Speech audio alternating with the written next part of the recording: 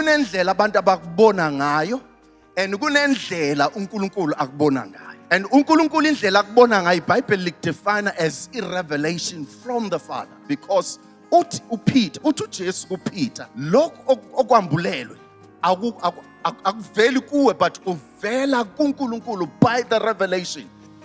Who you are is God's prerogative. Yamas, it's God's right ukuthi akusho ukuthi ubani.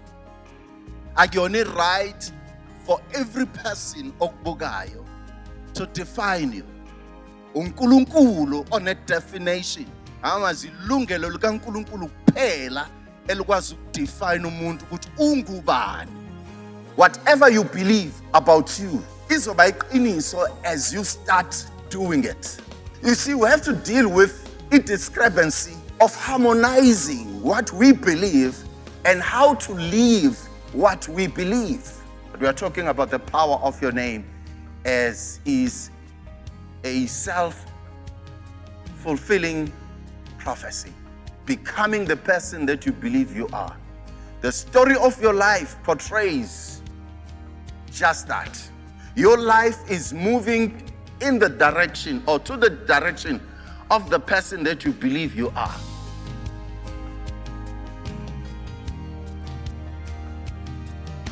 Greetings in the wonderful name of Jesus. It is a privilege and an honor for me. Thank you so much for joining us and continuing to connect with us via these various social media streams and platforms that we're streaming from. If you're watching from Facebook, we greet you. If you're watching on YouTube, thank you so much for joining us today. We have been on an incredible journey with Khaya Mthethwa, who has been teaching us about knowing who we are. And I'd say that this message was brought into my heart because of listening to him in building our self-image, in building our authentic self in the last couple of weeks that he's been teaching. So we really appreciate him as our father in teaching us these valuable truths of the Word of God that pertain to our image, that pertain to our character, that pertain to who God has made us to be in this generation. So I hope that you've been blessed by the last 4 weeks that he's been teaching us on these incredible truths. If you haven't listened to him, just go scroll down, find the teachings, and I promise you that you're going to be blessed. So today I'm going to preach a message that's going to hopefully link where we're going to and where we're coming from. I'm linking what the Apostle Ubaba Mthethwa was speaking about, and I'm hoping that I'm going to pass on the baton to the ladies that are going to start ministering to us in the month of August. Today I want to teach on the subject to turn your pressure into power. Turn your pressure into power. Let's run quickly to the Word of God. Let's run to the book of 2 Corinthians chapter 4 from verse 6 to 9. 2 Corinthians chapter 4 from verse 6 to 9. Scripture tells us there, it says, "For God who said, 'Let light shine out of darkness.'" I love that. It says, "For God who said, 'Let light shine out of darkness,' made his light shine in our hearts to give us the light of the knowledge of God's glory displayed in the face of Christ. But we have this treasure in jars of clay." We've been talking about knowing who you are. Once you know who you are, you begin to discover what is in you. But we have this treasure in jars of clay to show that this all-surpassing power is from God. This all-surpassing power is from God and not from us. We are hard pressed on every side, but we are not crushed. Perplexed, but not in despair. Persecuted, but not abandoned. Struck down, but not destroyed. I love this piece of scripture. This is from verse 6 to 9. It speaks of what God has done within us, but it came from what happened ngaphandle kuthina. So let's run through the history of this verse a little bit. When we see the Apostle Paul talking to the Corinthian church, about what God has done inside of their lives. He's trying to draw them to the idea that what is happening in their lives right now in the Corinthian church is displayed in Genesis chapter 1, verse 1. He opens up this piece of scripture by saying that for God who said, that means God said something in Genesis chapter 1. The scripture teaches us that the darkness covered the face of the deep. And the Bible says that the Spirit of God was hovering over the waters.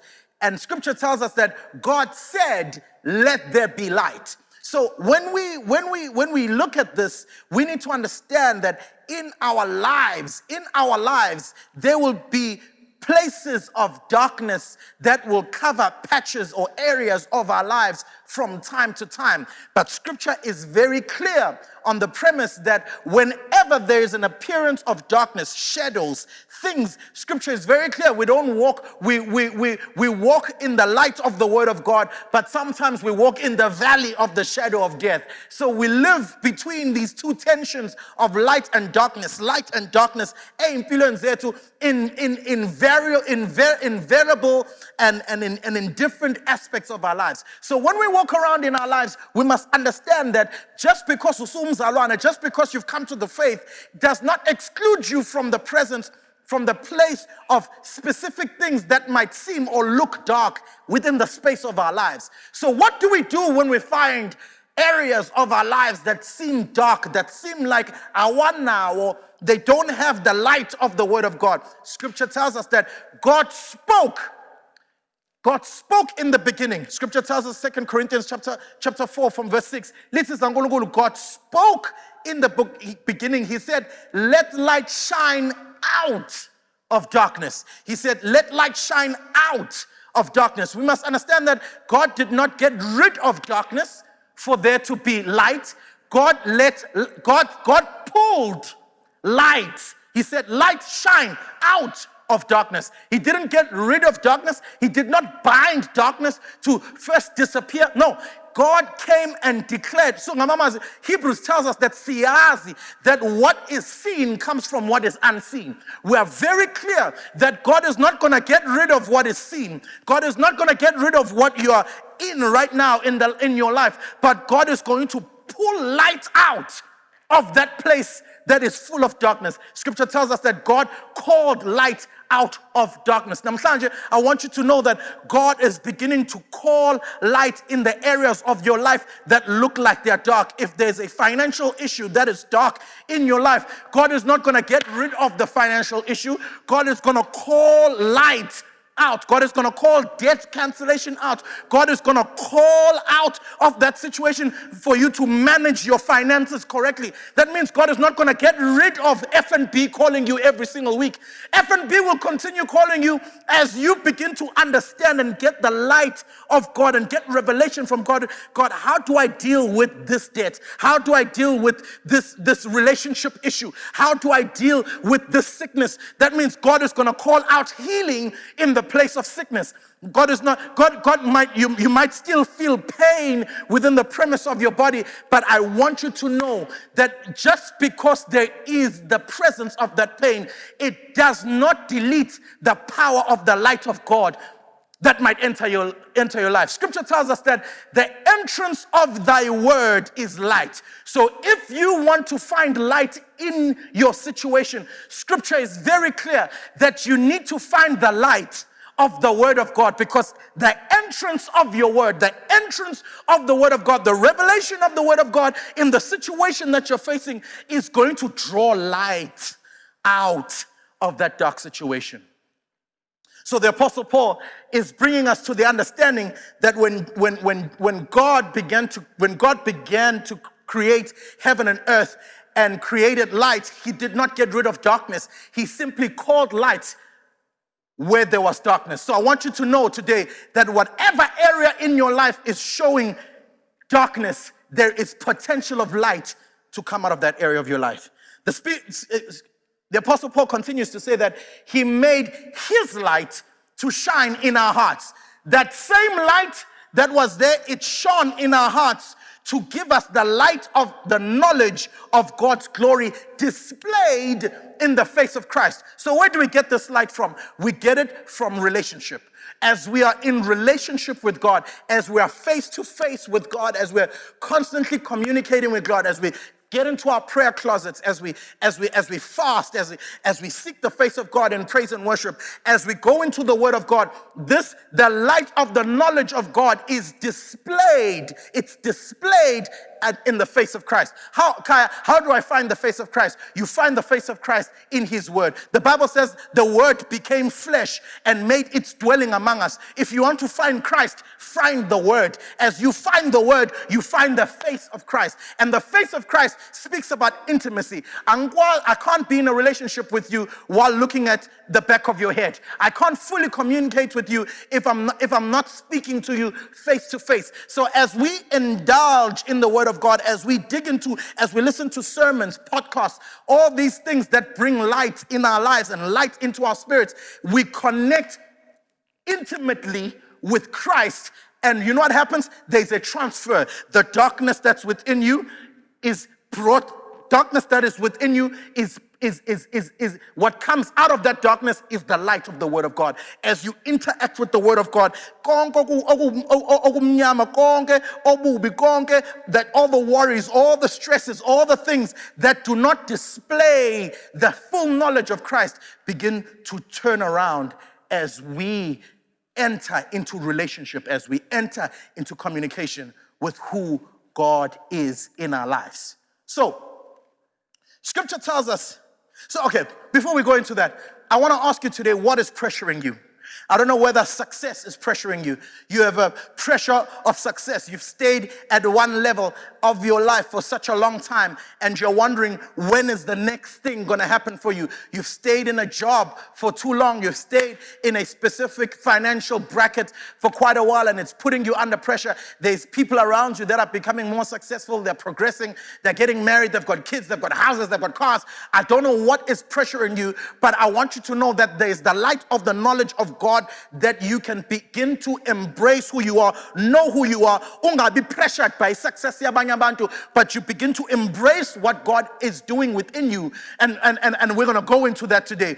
Whether education is stressing you, you've got an education bill to deal with. You want to continue with your studies, but you don't know where the money is coming from. I don't know what is pressuring you. Big decisions that you need to make, financial decisions that you need to make, decisions about your family that you need to make, your children. Are you taking your children back to school? Are your children being homeschooled? Where's the money for the homeschooling going to come from? Maybe while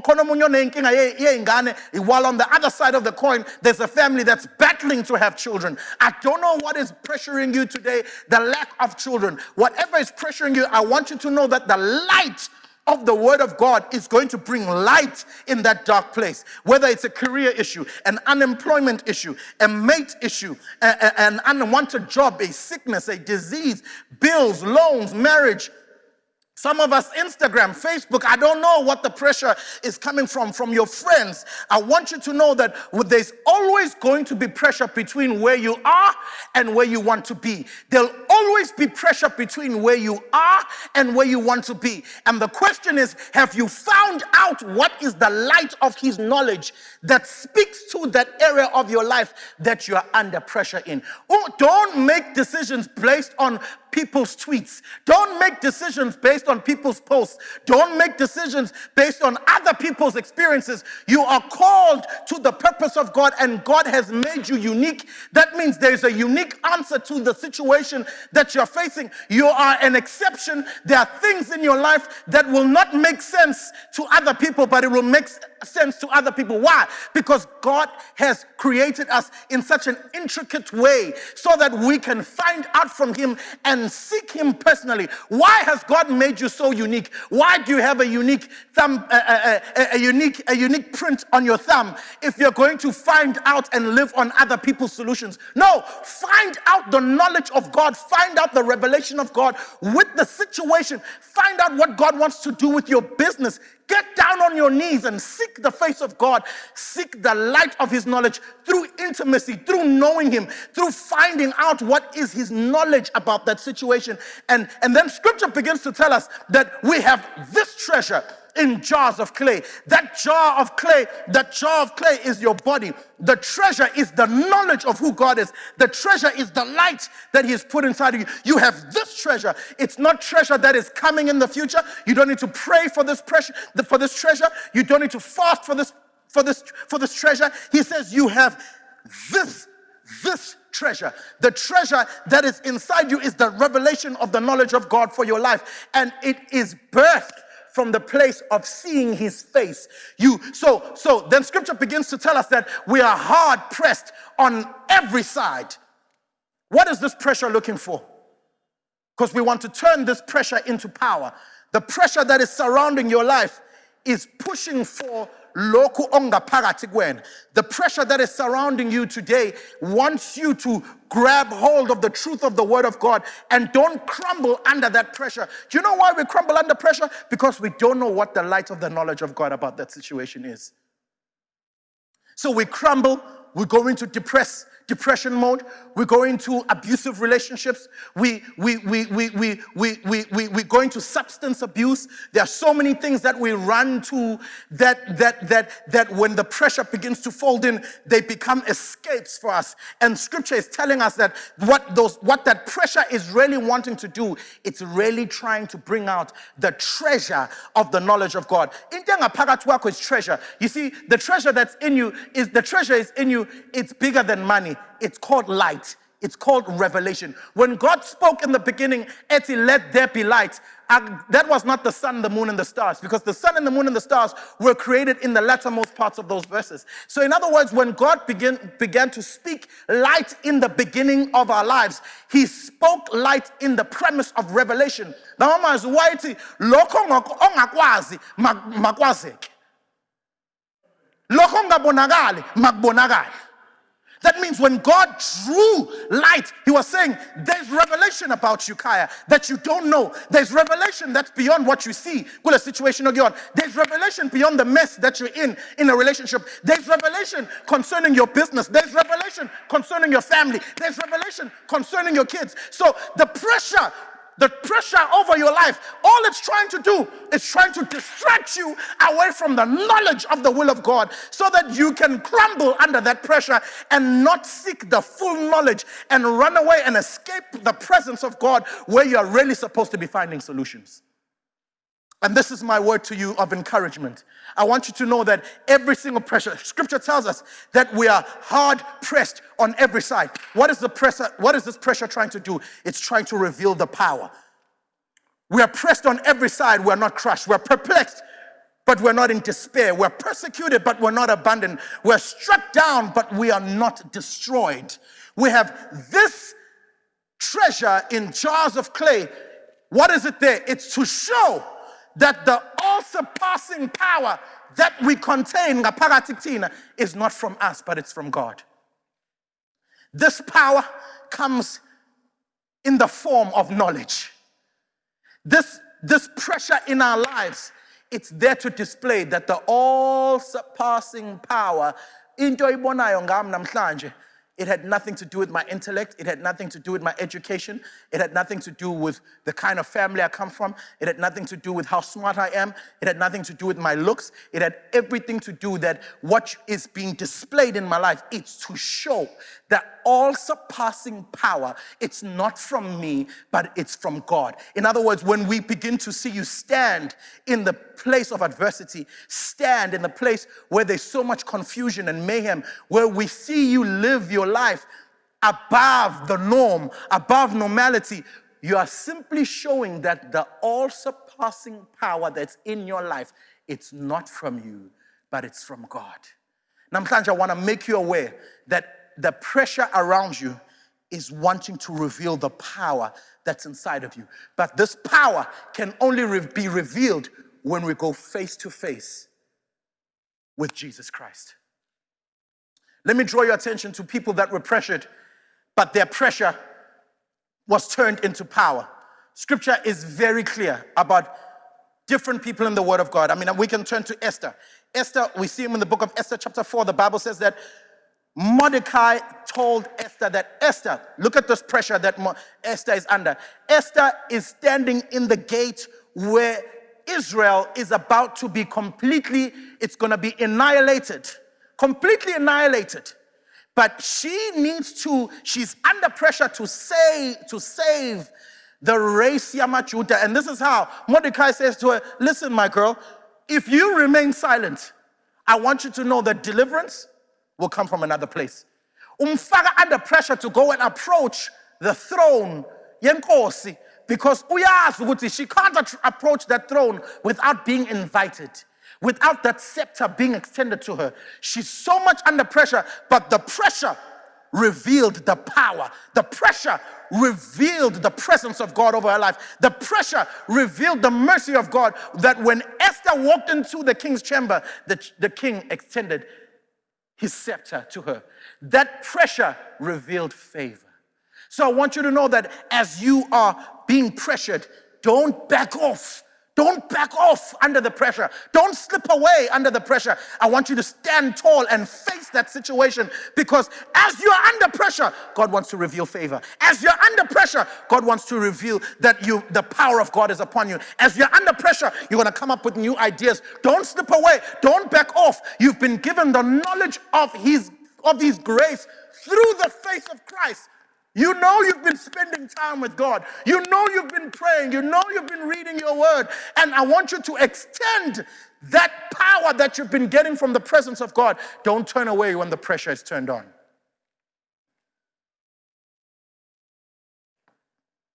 Samuel. Scripture tells us that as Samuel was being born, Scripture says us very clear. It says, in those days, the word of God was rare. How interesting is it that a prophet is born, but the word of God was rare? There is pressure for the word of God to be executed, Samuel goes on to anoint some of the greatest kings by Israel. But his introduction was that the word of the Lord was rare. King David is anointed king, but he's under pressure from Saul because Saul wants to kill him. But that pressure from Saul reveals David's humility. It reveals that God has really anointed David. I can go on and on. Elijah is on the mount with the prophets of Baal. And scripture tells us that he poured water on the offering and he cried down for fire. There's pressure for fire, but he's poured water onto an offering.